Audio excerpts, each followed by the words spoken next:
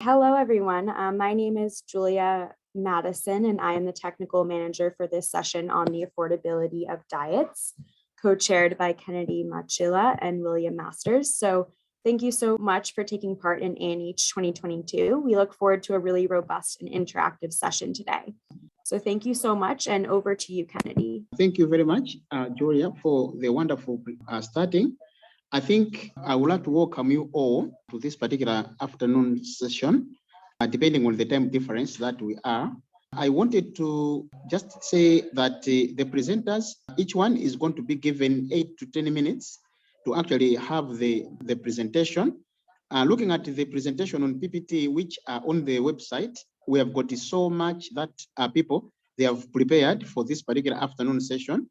So what I would like to request the presenters is to be as brief, tell us the key message so that we can have ample time at the very end to actually discuss and deliberate the findings that each and every presenter is to present this particular afternoon. Now, without wasting much time, I wanted to actually request the 4 presenters to open up their video and just say hi to the audience, and then we can start the presentation. Elena, you can go first. Hi, everyone. I'm Elena. I'm a PhD candidate from Tufts University. Look forward to talking with you. Next, Ellen. Hi, Ellen McCullough, Assistant Professor in Ag and Applied Economics at University of Georgia. Then lastly, Soleiman, can you present yourself? Bonjour à tous, moi c'est Dr Suleiman Arwani, je suis le responsable des questions santé, nutrition et WASH sur le programme Albarca, Resilience Food, financé par l'USAID. Je suis basé dans le centre du Mali, à Mopti précisément. Merci. Okay, thank you very much. Now, without wasting much time, I would like to open the floor to Elena. Can you please share your slides and then start presenting? The floor is yours, Elena, please. Thank you, Kennedy. Hi, everyone. My name is Elena Martinez. I'm a PhD candidate at Tufts University in Boston, and I'm going to be presenting research today about the role of food processing, cooking fuel, and time use for meal preparation in diet costs globally. This research is part of the Food Prices for Nutrition project, which works to develop metrics to monitor the cost and affordability of healthy diets and incorporate these metrics into food systems, policies, and interventions. And one of the really striking findings from earlier stages of our team's work was that about 3 billion people globally have insufficient income to afford healthy diets. This tells us that food prices are a really key determinant in food choices and dietary quality. However, there are many other factors that also contribute to whether people can access and consume healthy diets. So in this research, I extend other work by the Food Prices for Nutrition project, focusing on food processing and the costs of cooking time and cooking fuel for meal preparation. So food processing can improve taste and reduce the burdens of meal preparation, but it also alters the nutritional value of foods. Some processing techniques maintain or enhance the nutritional value of foods, while others diminish nutritional value by adding unhealthy ingredients like sugar and salt or removing healthy components like fiber. In this study, we look at the cost of processed foods and the role that they play in affordable, healthy diets. We test for differences in average retail food prices across countries by processing type, food group, and national income level. Then we estimate the cost of affordable, healthy diets by country. And finally, we assess the cost of cooking time and cooking fuel required to prepare affordable, healthy diets in the household. We use data from the World Bank International Comparison Program in 2011 and 2017. These data include retail food prices for 769 locally available comparable food items in 177 countries, as reported by national statistical organizations. We convert the prices that were reported in local currency units to 2017 US dollars using purchasing power parity exchange rates. And then we match the food list from the ICP to information about their nutrient attributes from USDA food composition tables, and we categorize the food items by food group and by processing type. A lot of previous studies that have looked at food processing have used the NOVA food classification system, which classifies foods by level of processing, where ultra-processed foods are the most highly processed foods. We take a slightly different approach in this study. So rather than looking at level of processing, we focus on the specific techniques used to process foods and how they impact nutrition. So we divide up our list of foods into foods that are unprocessed or minimally processed, and then foods that have been processed in ways that maintain or enhance their nutritional value. So that would include things like processes that preserve or enhance nutrients, pre-cook foods, or break foods into smaller portions. And then foods that have been processed in ways that diminish their nutritional value. So that would be techniques that add unhealthy components or remove healthy attributes from foods. We use OLS regression to test for differences in retail food prices by processing type, food group, and national income level. We run this regression model twice, once using all of the food prices available in the ICP and once using only the prices of the most affordable food items in each country by food group and processing type. So in the next few slides, I'm going to show some margins plots that help explore the results of this regression. First, we look at differences in retail food prices by processing type and national income level. And here again on the left panel, we're looking at results of the regression using all of the food prices. And on the right, we're looking at results of the regression using only the most affordable food items in each food group and processing type by country. So here in general, we find that foods are more expensive in lower income countries, except for the cheapest unprocessed foods in each food group. We find that unprocessed foods on average are more expensive than processed alternatives, but when we look just at the most affordable items in each food group, the unprocessed ones are less expensive. In the poorest countries, the lowest cost unprocessed foods are much cheaper than processed alternatives, but in wealthier countries, this difference is much smaller. Next, we look at differences in retail food prices by food group and national income level. Here we find that vegetables are the most expensive food group to meet daily recommended intakes, especially in lower income countries. And this finding holds even when we look only at the lowest cost food items in each group. In the other food groups, we see a lot less variation in price with national income level, but there are a few key exceptions. First, the most affordable starchy staples are less expensive in lower income countries. And we also see that the most affordable animal source foods are most expensive in middle income countries.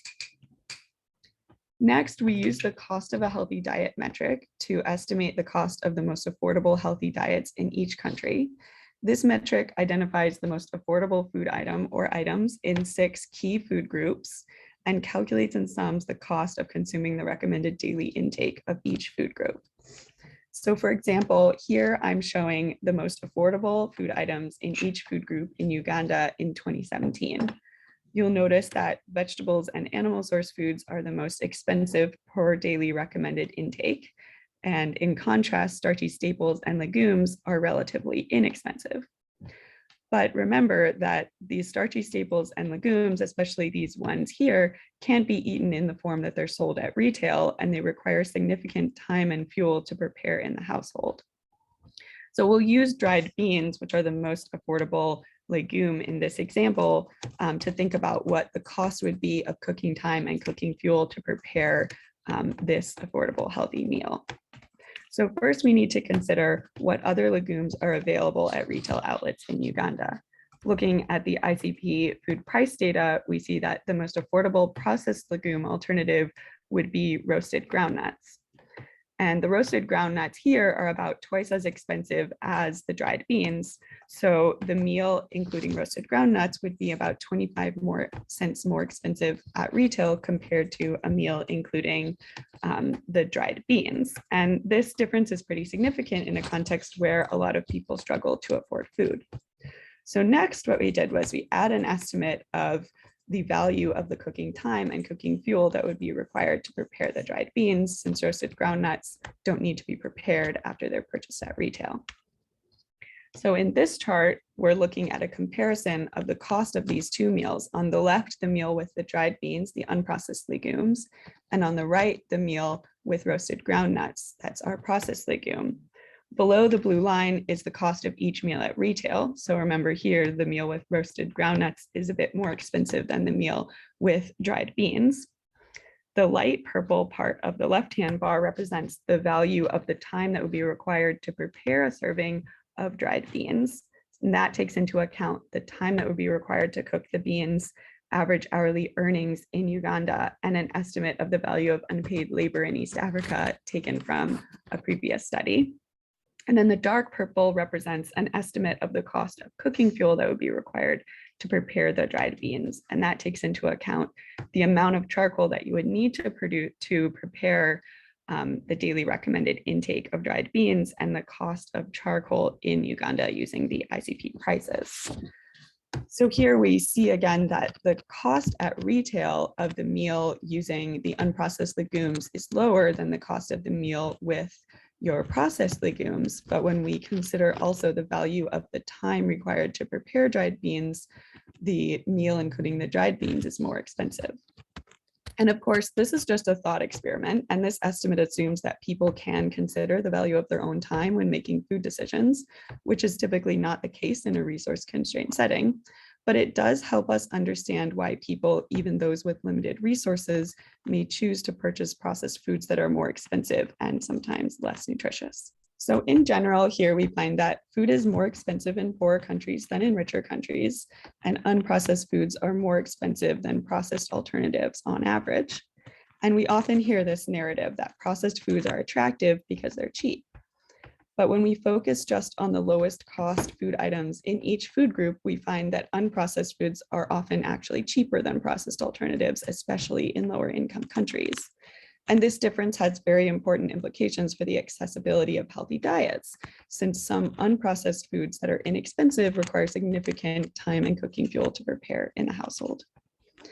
One key limitation of this study may be, though, that our results could be affected by selection bias in the food items and food outlets that each national statistical agency chooses to survey, and in measurement error on the estimation of food prices. So Anna, thank you so much for attending this session. My contact information is on this slide, and I look forward to hearing your comments and questions. Thank you very much, Elena, for keeping up the presentation to the mark of time. Now, this time I want to call Ellen Macro. Can you please give us the presentation, and the floor is yours. Thank you, Kennedy. So my name is Ellen McCullough, and I'm presenting work that's joint with two PhD students, Mei-Chen Liu and Yawoche Nwove, who Yawoche is here with us today. Also Joanne Arsenault at FHI Solutions and Chen Zhen at University of Georgia. So our question is, how responsive is diet quality to changes in food prices and changes in consumers' total expenditures? And the way we answer this question is we estimate demand systems in 6 different African countries. We're using nationally representative panel data, and we're really focusing on the panel component of the data because we want to understand over time within a location, how responsive are consumers to changing prices and their changing total incomes. Instead of just understanding differences in demand by comparing consumers in different parts of the country, we're looking at within a location, how do they respond to changing prices and incomes. Then taking parameters of this demand system and looking at their implications for diet quality. I'll say more on the next slide about how we measure diet quality. And then we're using simulations. So we're gonna simulate what happens if we reduce prices by say 25% for a bunch of food groups. What happens if we try a cash transfer targeting poor consumers to raise their expenditures by a fixed amount. So that's what we do, and then we look at what happens to diet quality. So our measure of diet quality, we're looking at whether the household has enough intake of different macro and micronutrients. And we create a household-specific estimated average requirement using the composition of the household, and then we assess using the composition foods that the household is eating, whether the intake is greater than the requirement. Then we also look at dietary balance. So we look at the share of 3 different macronutrients, carbohydrates, protein, and fat in total energy intake. If that falls outside of the recommended limits, that's a signal of imbalance. And then we use as sort of one metric of overall diet quality, the nutrient-rich foods index, which measures the nutrient density of a diet. And it increases with different micronutrient density, and it decreases as you increase intake of sodium, saturated fat, and added sugar. So it's really meant to balance some of the good things that happen as a diet changes with some of the bad things.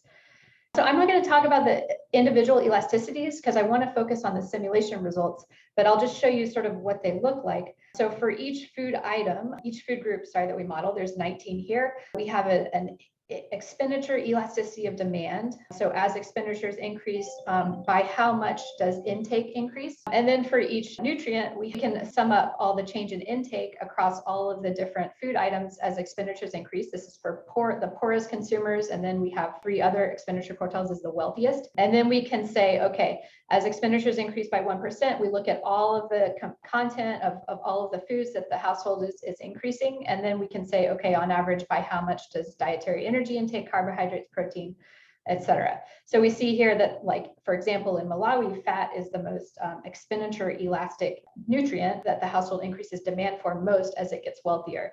And you don't see the same, that this expenditure elasticity is not as present in wealthy households. So I'm just going to flip through the other 5 countries, and I just want you to see that it's different. We see different patterns country to country. And again, I'm going to show you the results of the simulations after this.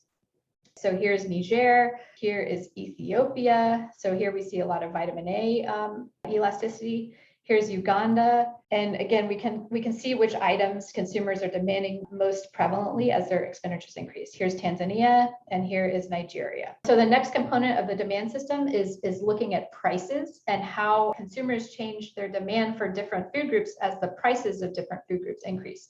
So we have price elasticity matrix that's also recovered from our demand system. So for instance, here in Malawi, we can look at the second column is maize. So if the price of maize increases by 1%, we see there's a decrease in demand for rice, maize, cassava, roots and tubers, sugar, pulses. Basically, a lot of things decrease. Red meat, poultry, these are all complements. And then we look at what increases when maize becomes more expensive. It's vegetables in this case. So we see different combinations or different responses to different changing food prices. So then we take, again, let's say the price of maize increases by 1%. We take this response in terms of all food intake, and we look at what happens. What does that mean for intake for the household of dietary energy, protein, fat, carbohydrates, iron, zinc, vitamin A, folate? We see this very prominent vertical band here in Malawi for maize because Malawi is a very maize-focused diet. If the price of maize goes up, intake of pretty much everything goes down by quite a bit. So now I'm going to show you again, here's what the price structure parameters look like in the other countries. We see Niger is a millet country, so we see the same pattern for millet in Niger. Ethiopia doesn't have one food staple, so we don't quite see the responsiveness concentrated for one food item. It's really spread out across multiple staples, in this case, teff, maize, and wheat. And also beans. Okay, so Uganda, also a multiple staple country. We have this sort of intake response to food price increases is not concentrated in one crop. Tanzania, we see, is a maize-focused country, and we see a pretty prominent vertical band here. The price of maize is a strong determinant of nutrient intake. And Nigeria, multiple staple country, we see this sort of spread out. So now I want to show you the results of our policy simulations. So we first simulate a cash transfer. We give households, depending on the country, a fixed transfer size, $29 to $49 per household per month. And then the second thing we simulate is what happens if we reduce by 25% the price of different food categories. So think of it as a voucher that we give to poor consumers. And so what happens to intake? So if there's for dietary energy, the horizontal bar shows you the baseline intake, the share of households with sufficient intake, dietary energy. And we see that the cash transfer increases intake in almost all cases, pretty much everything. Dietary energy, protein, iron, zinc, vitamin A, folate. So the cash transfers are raising the share of households with sufficient intake. Price vouchers have mixed impacts. So they don't ever increase intake by more than the cash transfer in most cases, and in some cases they can lower intake. So here, for instance, we see an animal source foods price voucher in Tanzania is lowering intake of folate and lowering intake of vitamin A. And this is, again, an artifact of the substitutions and complementarities that are present in the demand system. So how is the household responding to this price change in terms of other items consumed? We look at dietary balance here. And so we can look at the share of households that consume either too many carbs or too few carbs as a share of dietary energy. Same for fat, too many, too few, and protein. And we see, here's sort of the big picture here, is that the cash transfer lowers the share of households that consume too many carbohydrates, which is a sign of underconsumption. And it doesn't really seem to promote excess consumption of fats, which is what we would be worried about in terms of overconsumption. So that's a good thing. Price vouchers for staple grains and starchy staples do exacerbate excess consumption of carbohydrates and underconsumption of fat. and protein in 3 countries, Tanzania, Niger, Nigeria. And when we look at this overall diet quality measure, we can see the different policies. So the baseline is the horizontal line. Different policies in different countries can have different impacts. So in almost all cases, starchy staple price vouchers improve NRFI. Cash transfer in 2 cases slightly lowers NRFI in Niger and Tanzania. In Malawi and Ethiopia and Nigeria, it improves it. So there's really mixed evidence. No single policy except starchy staple price voucher, interestingly, universally improves NRFI. So just to recap the high-level findings. So when we look at the link between changing consumer expenditures and diet quality, see that intake adequacy and balance definitely improve as consumers grow their expenditures. And cash transfers do very much close intake gaps for macro and micronutrients without exacerbating macronutrient balance. We look at food prices and diet quality, we really see that cross-price effects are super important. Food staple prices are really driving macro and micronutrient intake, not because the food staples are rich in these macro or micronutrients, but because of the cross-price effects. And this sensitivity is really strong in Malawi, Niger, and Tanzania, which are single staple dominated countries.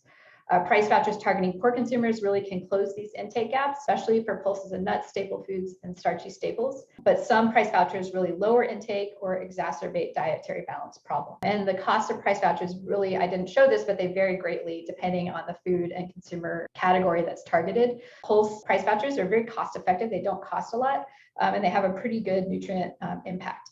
Staple grain and animal source food price vouchers can be very, very expensive. So I want to acknowledge our donors, the Bill and Melinda Gates Foundation UK Foreign Commonwealth and Development Office for co-funding this research. And I will stop there. Thank you. Thank you very much, Ellen, for taking us through your presentation. George, can we please take the floor? Thanks everybody for being here. For me, it's the evening, but good morning or good afternoon, wherever you are in the world. I'm going to share a little bit of last year looking at affordability impacts of potential dietary shifts in the Gambia to make diets healthier and to reduce agricultural water use.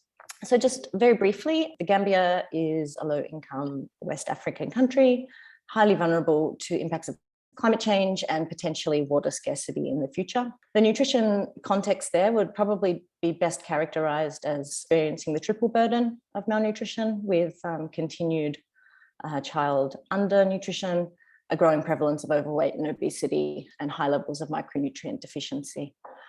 So we know that dietary modification has potential to improve nutrition outcomes at the same time as reducing environmental impacts of the food system. But in a lot of cases, the composition of locally contextualized, healthy and sustainable diets are unknown, and as whether those diets are affordable. So this study aimed to explore these topics, started off by looking at current or 2015 Gambian dietary patterns and looking at those in comparison to WHO's dietary recommendations. It then modeled possible modifications to the diets to ensure that nutrition recommendations were met and agricultural water use was reduced, and then explored the affordability of those modeled modifications. So this was a secondary data analysis using food consumption and market price data from the Gambia Integrated Household Survey. We used 92 food items in the analysis, which we grouped into 21 food groups. And then we matched those with food nutrient composition values from the West African Food Composition Table, water footprint data from the Water Footprint Network. We used FAO food balance sheet data to look at where food was coming from in terms of whether it was locally produced or imported, so we could assign appropriate water footprints. So we combined all of that data and came up with individual per person consumption quantities for each of the food groups, as well as weighted average prices and water footprints for each of the groups. The baseline diets, we derived those using latent class analysis, and then use linear programming to modify the baseline diet. So the daily per person consumption of each of the 21 food groups, modifying the amount of food that was consumed to come up with least cost diets that met nutrition recommendations and reduced water use. And we tried to define dietary shifts that we thought would be likely to be culturally acceptable, which we defined as no more than plus or minus 30% change in food group consumption for most food groups.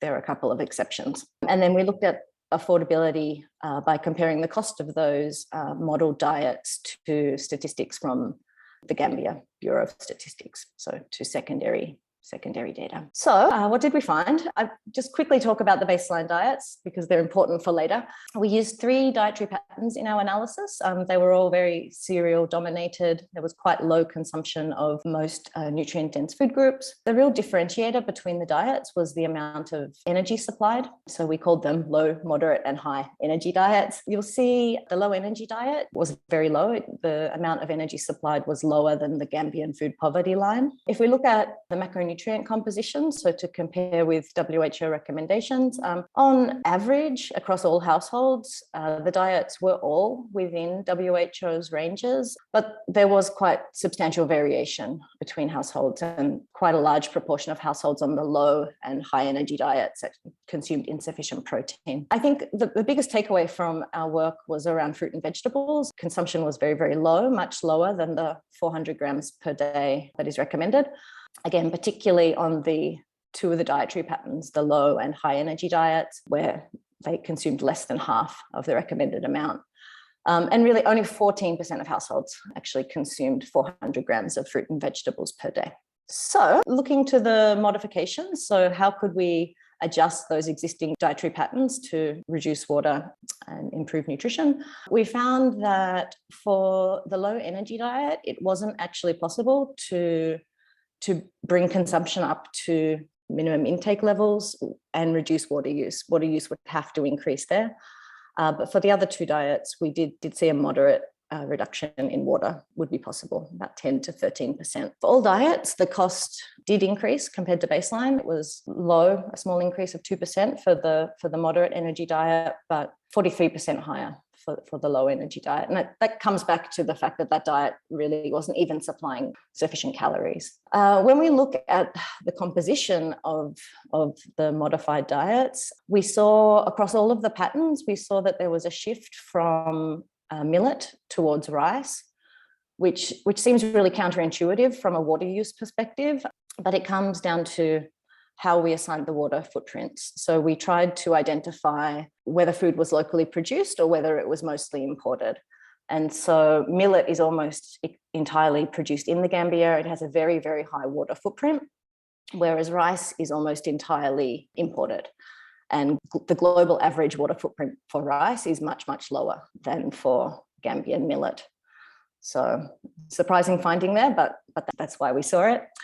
Unsurprisingly, we saw that the diets would all require an increase in fish consumption, but a reduction in consumption of all other animal source foods. And we needed really, really substantial increases in fruit and vegetable consumption to come up to 400 grams per day. It's not shown on the slide, but one of the really interesting things that we found was that fruit and vegetables were far and away the biggest contributor to the cost of our modified diets. Fruit and vegetables alone were between 30 and 40% of dietary cost for our healthy and water-saving diets. So looking at affordability, so we didn't look at each household's food expenditure. We compared to the Gambia Bureau of Statistics data.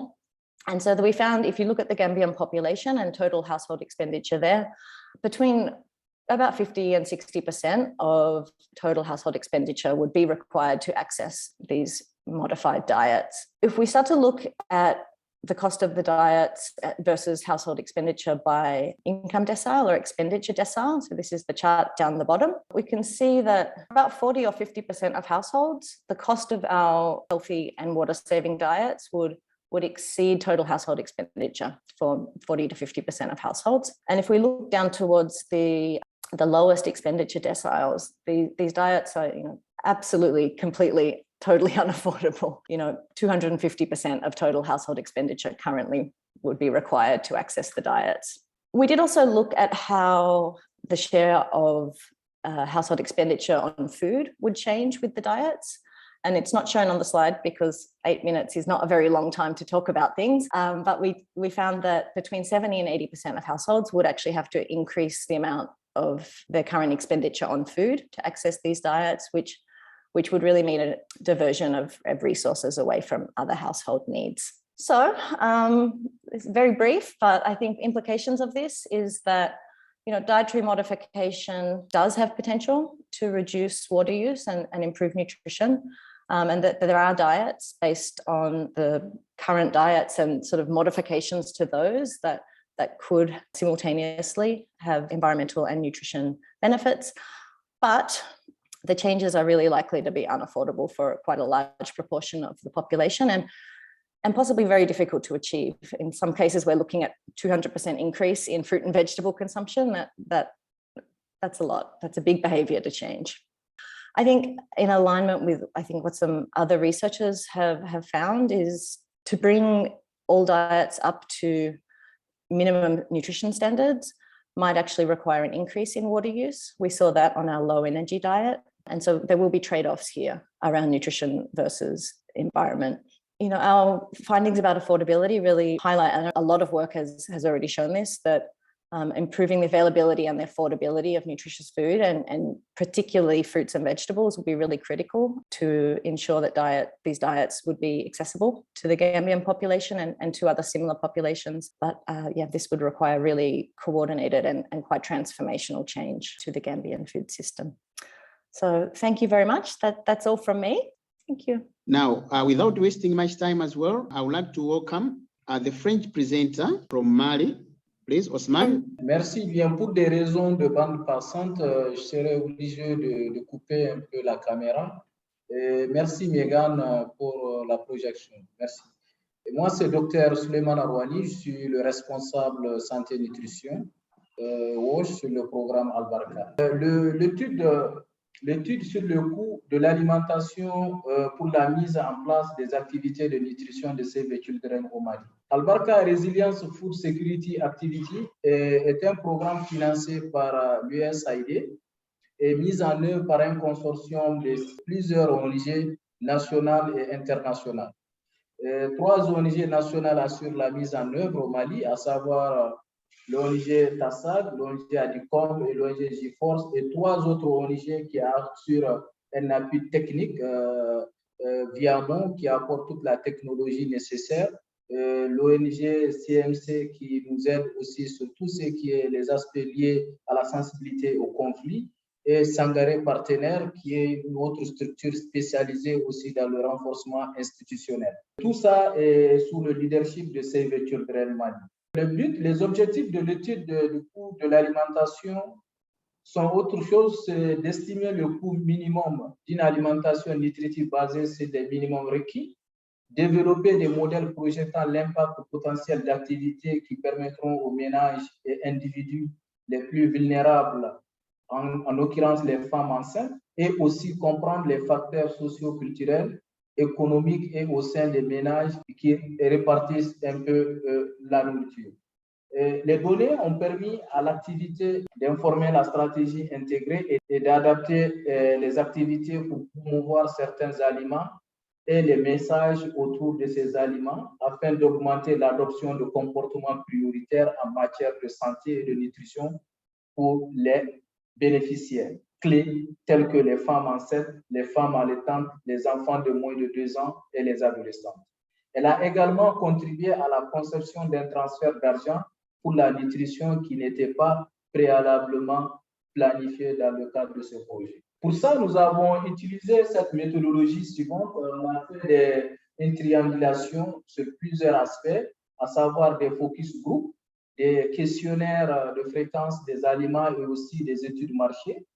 L'étude a été faite dans 2 zones de moyenne d'existence au Mali, la zone ML03 qui est une zone de riziculture et de pêche par excellence, et la zone ML04 qui est aussi une zone d'élevage de transhumants et aussi qui a une forte diaspora de transferts monétaires qui viennent de l'étranger. L'étude aussi a été faite dans 6 villages et sur 6 marchés dans chacune des 2 zones listées tout à l'heure. Elle a concerné plus de 106 types d'aliments dont les poids ont été collectés et les prix sur les différents marchés. Les questionnaires aussi ont été introduits auprès des cibles qui sont les femmes enceintes et les femmes allaitantes et aussi les maris qui s'occupent de ces ménages-là. Ce qui nous a conduit au résultat suivant. L'étude a montré que le coût d'un régime nutritif basé sur les habitudes alimentaires pour les ménages pauvres et très pauvres est 1,5 et 2 fois plus élevé que le coût d'un régime basé uniquement sur les besoins énergétiques à Tombouctou et à Gao respectivement. Le coût du régime nutritif basé sur les habitudes alimentaires est représenté en bleu, vert sur le graphique à gauche de la diapositive et celui du régime uniquement énergétique en gris. Dans le graphique de droite, vous voyez l'impact du régime nutritif basé sur les habitudes alimentaires sur le revenu des ménages très pauvres et pauvres. Le revenu des ménages est représenté par la ligne horizontale rouge et il est important de garder à l'esprit que leur revenu total inclut les dons et l'aide humanitaire. Ce graphique nous montre que le coût d'une alimentation nutritive basée sur les habitudes alimentaires représente 153% et 137% des ménages très pauvres de Gao et Tombouctou respectivement, et 147% et 122% du revenu total des pauvres de Gao et de Tombouctou. Cela confirme que les ménages très pauvres et pauvres n'ont pas les moyens d'avoir une alimentation nutritive basée sur les habitudes alimentaires et que le coût est le principal obstacle. Ce qui a également été évoqué lors de la discussion de groupe comme le principal obstacle des participants. Les résultats toujours du régime alimentaire ont également confirmé que de nombreux aliments nutritifs sont disponibles toute l'année dans les deux zones de subsistance étudiées, tant dans la nature que sur les marchés. Ces aliments sont également riches en nutriments, en besoins nutritionnels spécifiques difficiles à satisfaire pour certains groupes comme les femmes enceintes et les adolescents. Comme le montre le tableau de gauche, le tableau met également en évidence certaines activités susceptibles d'augmenter la consommation, la production et le stockage de ces aliments qu'Albarca pourrait exploiter. Il est intéressant de noter que de nombreux aliments disponibles toute l'année sont accessibles sur les marchés par les bénéficiaires au programme. Ce qui montre que l'accessibilité physique n'est peut-être pas le principal obstacle à la consommation d'aliments nutritifs, mais plutôt les coûts. Quelles ont été les implications pour le projet?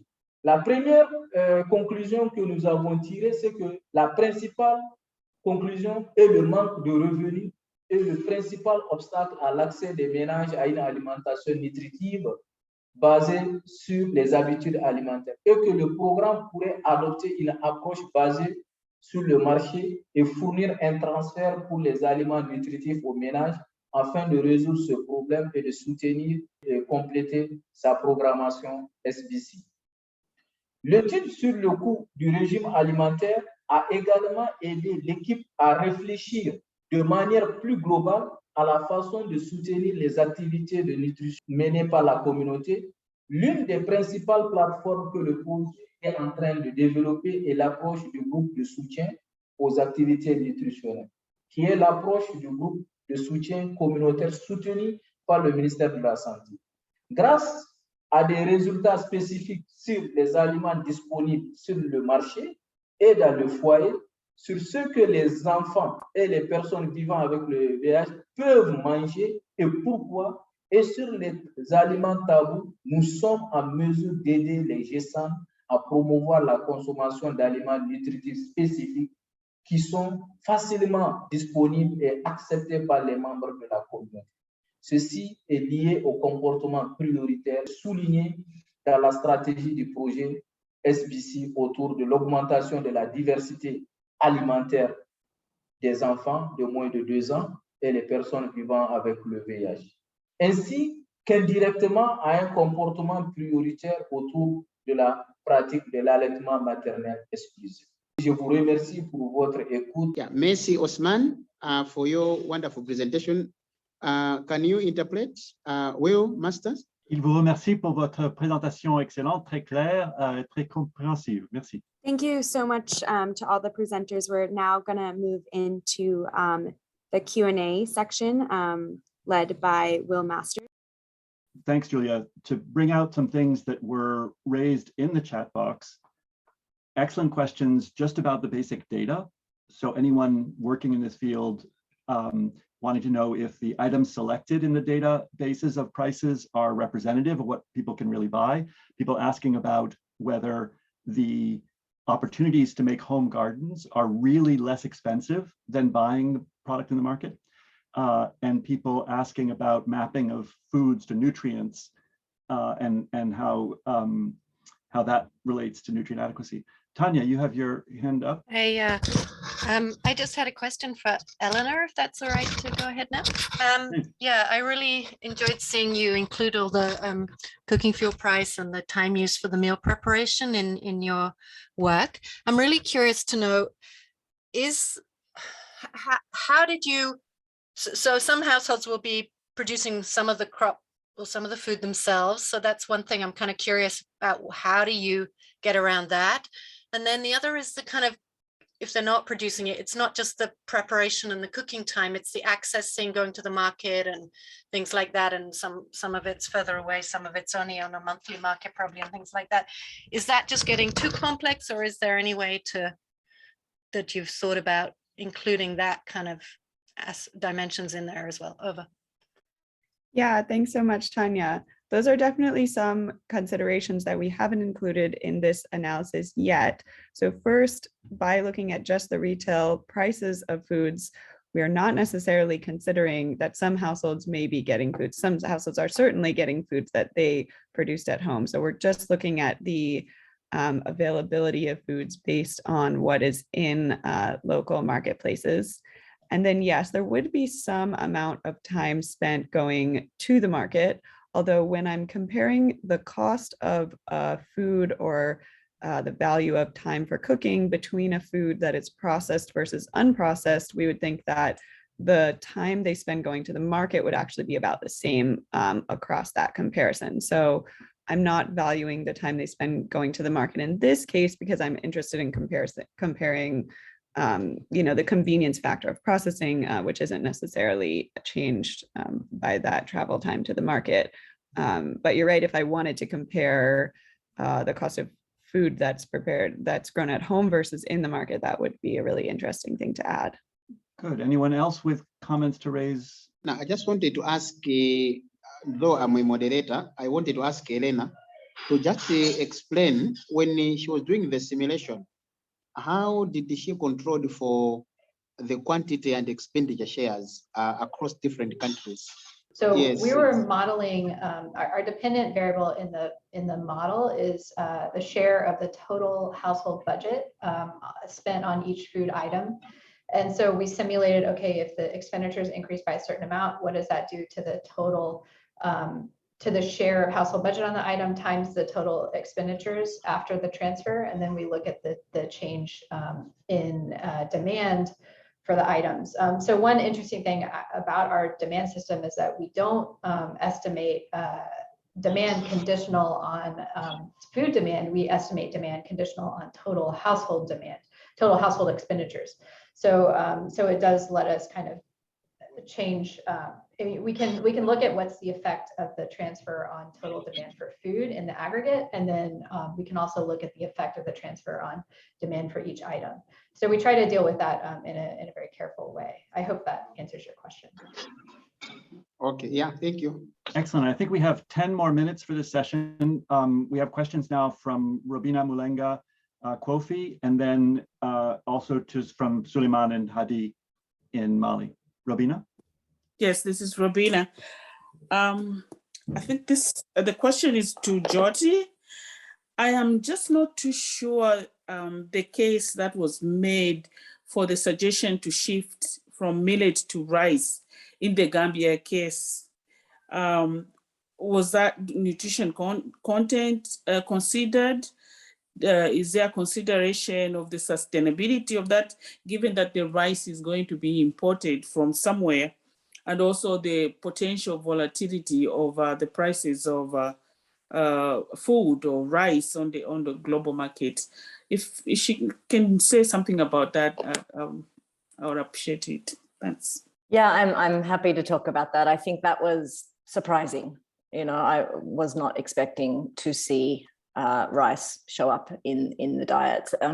As I explained so what we were doing was, it's a optimization model. And so it's automatically calculating how you can find the least cost diet that, based on current consumption patterns, and sort of limiting how much consumption of different food groups can change, to find the least cost diet. And so we were working to have diets that either met the Gambian food poverty line or had no change in total energy, and then had met WHO's recommendations for macronutrient balance, fruit and vegetables, and added sugar. I didn't include that because 8 minutes. And so, these diets are hypothetical, and sort of those are what the findings are. I'm not sure that I would say, yes, the Gambia should definitely switch over, and diet should change to rice, particularly around water. But it's a function of the data that we were using, that, Gambian and staple crops have a very low water efficiency. And so I think the water footprint data that we were using was, for Gambian millet, I think is nearly double what the global average is for rice. I think there's a lot of issues around that finding, and I don't know that we would definitely be going forward saying this is the diet that should be promoted in Gambia. It's more of, this is a hypothetical diet that could reduce water use. I hope that answered your question. Yes, it does. Thank you. Thank you. Fascinating, thank you. And question now from Suleiman and Hadi in Mali. Ok, merci bien. Nous allons essayer de répondre à la question de Stella. Certes, c'est vrai, le transfert qu'on a prévu suite à l'étude Cost of Diet n'était pas initialement prévu dans le projet, mais lorsqu'on avait conduit l'étude du coût du régime alimentaire, elle nous a clairement montré que les revenus des ménages pauvres et très pauvres ne leur permettent pas d'avoir une alimentation énergétique, encore moins sur une alimentation qui est basée sur leurs habitudes alimentaires. Du coup, comment réconcilier, travailler d'abord à faire en sorte que il y aura une bonne diversification alimentaire au niveau de ces ménages-là, et en même temps développer les autres activités du projet. C'est pourquoi on dit dans la stratégie de mise en œuvre, l'argent seulement ne va pas y aller, mais on va le soutenir avec tout le paquet d'activités que le projet mène sur le terrain avec les groupes de soutien. Comme on l'avait dit, les groupes de soutien aux activités nutritionnelles sont des groupes qui font la promotion et aussi qui font beaucoup d'activités de changement de comportement sur les différents types d'aliments et les combinaisons possibles à faire. Nous allons travailler avec ça. Nous allons aussi travailler sur la production pour aller sur des spéculations qui sont beaucoup plus riches et contribuer aussi à diversifier davantage l'alimentation. Et quand on l'avait dit, dans le projet, on sait que aussi quand la malnutrition aussi dans une communauté, elle touche beaucoup plus les couches les plus vulnérables. C'est pourquoi l'aide est beaucoup plus orientée autour des cibles qui sont les femmes enceintes, les femmes allaitantes et les femmes qui ont des enfants de moins de 2 ans. Et cette période, elle correspond à ce que nous, on appelle dans notre jargon la fenêtre d'opportunité sur la période de 1000 jours. C'est un paquet d'interventions qu'on met ensemble, plus le transfert pour pouvoir sortir ces enfants et ces familles-là dans cette période un peu dure. Du coup, le cost of diet a été vraiment salutaire pour que nous puissions voir ça et l'insérer et gérer ce problème-là. Merci. Cela ne veut pas dire que les autres membres de la famille sont exclus dans l'accompagnement que nous menons dans le cadre de ce projet-là. C'est un peu ce que je voulais. Les autres aussi peuvent donner d'autres informations. Sommes une équipe. Merci. Thank you very much. So Tanya, you have your hand up? I got two actually for both of them for Jyoti. The first one was about that fruit and veg intake and that whole issue of the 400 grams per day. I don't think I have maybe I'm just in the wrong meetings, but I have not yet heard anywhere where they've found communities who are consuming anything close to that 400 grams per day anywhere in the world they're doing their study.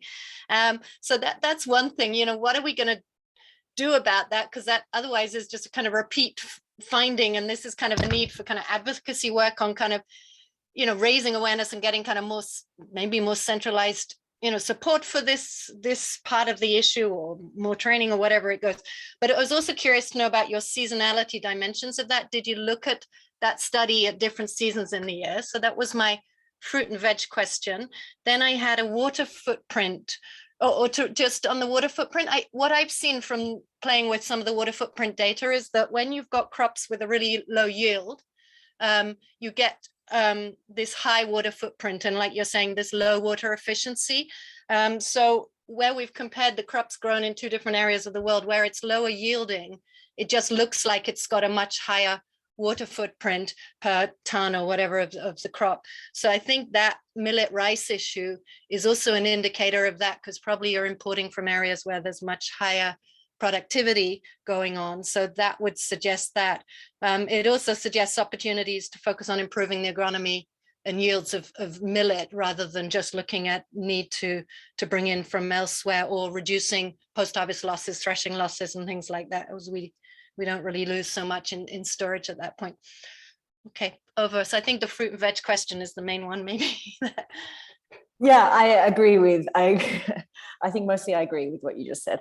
In terms of the seasonality, the data is collected year round, and the prices also, we looked a little bit at seasonality and prices. It was beyond the scope of this study to really look at how fruit and vegetable consumption in particular varies with seasons. My colleague, Zach Ali, who's on the name was on the first slide, he's done some similar work in the Gambia, looking at diets compared to the Eat Lancet recommendations. And he found some really strong effects of seasonality of fruit and vegetable consumption there. So I would have loved to have looked at it more, but it was a bit beyond what was possible with the time that I had for this piece of work. And yes, agreed on the millet rice and the need to increase productivity. And there was one other thing about fruit and vegetables, I think. No, only that it just keeps coming up again and again in all these studies, and we kind of need to address it somehow, rather than just having it as a finding again and again. Well, the thing that sprung to my mind there was, WHO says 400 grams, but then I think Eat Lancet is 500 grams, I think, or 600 even. I mean, it's even more, and we can't even reach 400 grams. So thanks. Yes. Fascinating. Thank you very much, Jyoti, for those responses, and to everybody for the questions. I think we are out of time. Just want to make sure everyone knows that this topic of cost of diets and affordability is really front of center for the world food system. That on July 6th, the FAO's SOFI 2022 report will be launched. I just put in the chat box a link to that, and everyone can just watch this UN television. I put in the link to the UN television site from the headquarters to see the launch of this from the FAO Director General and the other leads of the agencies involved. Cost and affordability is absolutely front and center. We have methods now to calculate, as you've seen, to compare to people's incomes, to identify seasonal substitutions, to identify differences between regions, to identify the differences between the least cost items and what people actually want to buy, the culturally appropriate, locally appropriate types of foods. It's really a revolution that everyone on this call is part of in using least cost diets to measure food access. Food access was never measurable before, but now we can go to markets, we can count each unique retail item, we can see what's in it through the food composition data, and we can ask whether nutrient adequacy and healthy diets are affordable. So it's just amazing to me to see how the technical progress that we've made in matching food environments to human requirements and in beginning to think about the policy interventions. I want to especially say thank you to the group in Mali for showing us the struggle to find programs that can reach these people at these times in these locations. in the context of the security situation in Mali, as well as the agroclimatic challenge of climate change, and the extreme difficulty of meeting these goals. So thank you very much to everybody for participating.